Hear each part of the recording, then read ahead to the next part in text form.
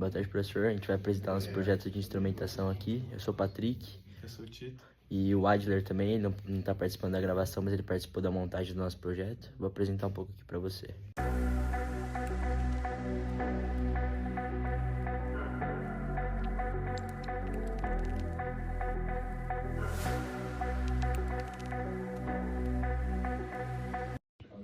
Então, professor, aqui a gente tem a ESP32, que é o cérebro do nosso projeto, e aí eu vou passar pelos componentes.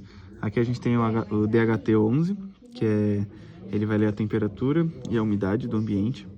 Aqui a gente tem um sensor de luz, né? Então a gente tem o LDR. Passando para esse lado, a gente tem o nosso MQ9, a gente não encontrou o MQ7, então a gente está usando ele, mas ele também faz as leituras precisas. Aqui a gente tem o nosso módulo relé. Aqui temos o nosso cooler. Aqui tem o sensor de vazão.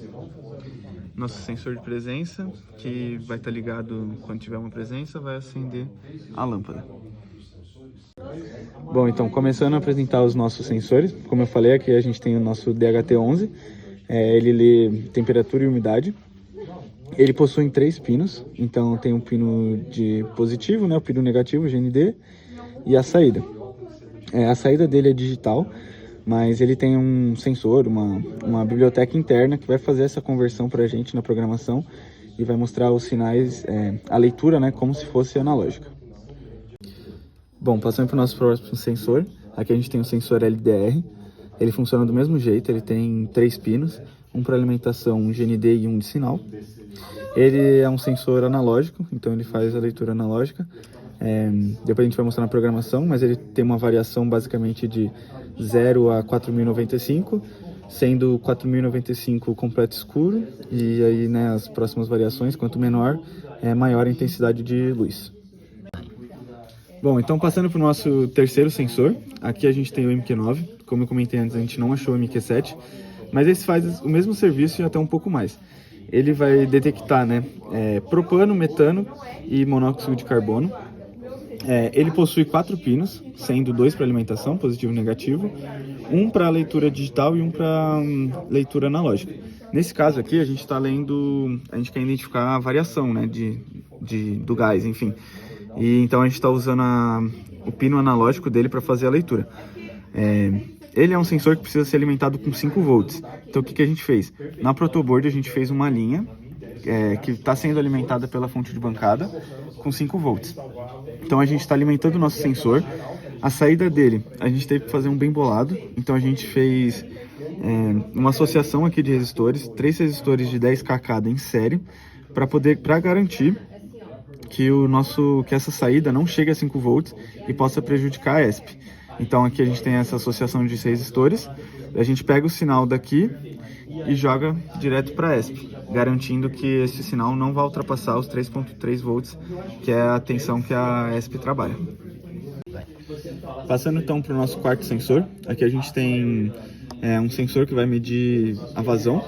Então ele basicamente também tem 2 fios de alimentação e um pino de sinal. Nesse caso, nesse daqui que a gente está usando, ele trabalha numa tensão mais baixa, então a gente consegue ligar ele direto na ESP32, não precisa estar passando pela fonte. Bom, passando para os nossos últimos sensores, então aqui a gente tem um sensor de obstáculo. Ele é um sensor que ele vai dar um sinal digital para a gente, ou seja, 0 ou 1, e ele trabalha de forma invertida. Então agora, como não está detectando nada, ele está mandando um sinal de high, está mandando 1. Quando detectar alguma coisa, ele vai mandar um sinal de 0.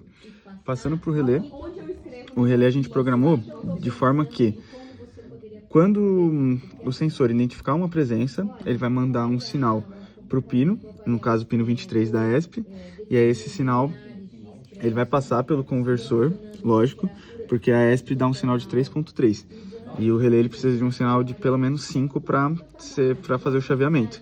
Então a ESP vai mandar esse sinal para o conversor vai mandar, no caso, para o pino IN, aqui do relé, e vai fazer esse chaveamento.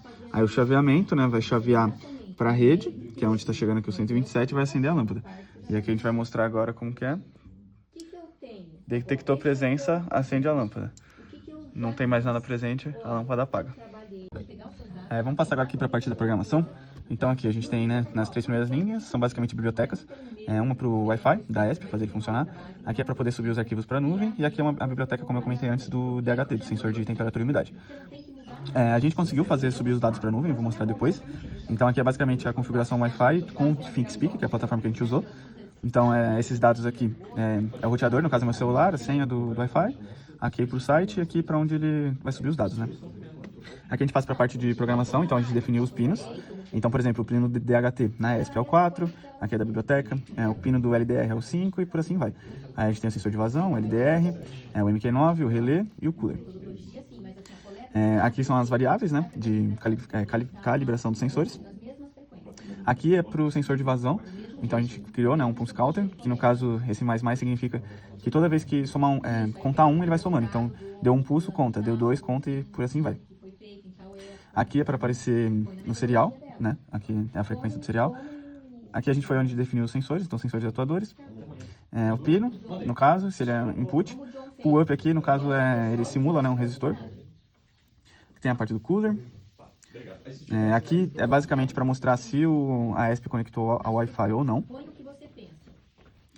Aqui são mais configurações. Então aqui para o fluxo, a gente fez a fórmula para ele mostrar litros por minuto. Então basicamente quantos pulsos estão contando, o fator de calibração, vezes 60, que no caso é para litros por minuto. Temos a leitura de temperatura, então, né, temos o float, temperatura igual DHT, o de temperatura, isso para todos os sensores. Como o LDR e o MQ9 são analógicos, então muda só essa questão da programação.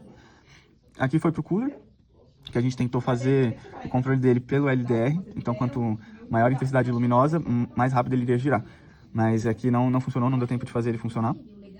Controle do relé, então como eu falei, como ele é um sensor que ele manda sinal quando está em zero, então quando detecta ele dá um zero, então a gente está falando que quando for low, ele manda um sinal de high para o relé. Aqui é tudo para o serial, para mostrar, então eu vou mostrar aqui depois no sinal. Então vai mostrar quando o dado for coletado, aí temperatura e aqui qual valor ele vai mostrar. Então na linha temperatura vai mostrar o valor do temperatura. E aqui é a programação para enviar para o ThinkSpeak, né? Então enviar para a nuvem. Aqui são os fields, eu vou mostrar lá depois como a gente configurou cada field. E aí por fim, aqui a gente tem um monitor serial, então deixa eu desativar aqui as linhas. A gente programou para coletar dados a cada 1 segundo, então coletou aqui no caso temperatura 24.10, umidade, objeto detectado ou não.